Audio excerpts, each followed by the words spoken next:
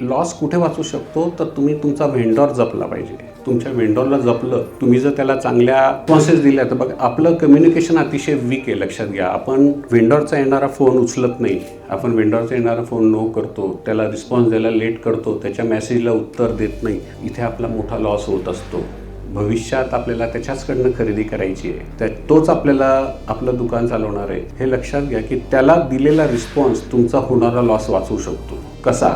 जर समजा आपण एखादी ऑर्डर घेतली आणि त्या पर्टिक्युलर वेंडरला दिली बांगड्यांची ऑर्डर, तर तो काय करेल की तुमचे इतिहास बघतो की या माणसाकडनं प्रॉम्प्ट पेमेंट येते तर तुमची ऑर्डर प्रॉम्प्ट होईल. जर तुमचं पेमेंट लेट झालं, तुमचं कम्युनिकेशन वीक असेल तर ती ऑर्डरसुद्धा वीक होईल. त्याच्यामुळे जो पहिला कस्टमर आहे तो तुमचा नाराज होईल. त्याच्यामुळे परत तो दुसरीकडे जाईल पुढच्या वेळेस. त्याच्यामुळे तिथे सुद्धा तुमचा लॉस होणार आहे. तुम्ही लक्षात घ्या, आपला होणारा भविष्यातला लॉस तुम्हाला दिसतोय, तर तो होणारा लॉस जर तुम्ही स्टॉप केला तर इथे प्रॉफिट वाढायला सुरुवात होईल. नुसतं प्रॉफिटच्या मागे लागण्यापेक्षा होणारा लॉस कमी करणं म्हणजे सुद्धा प्रॉफिट कमवणं आहे.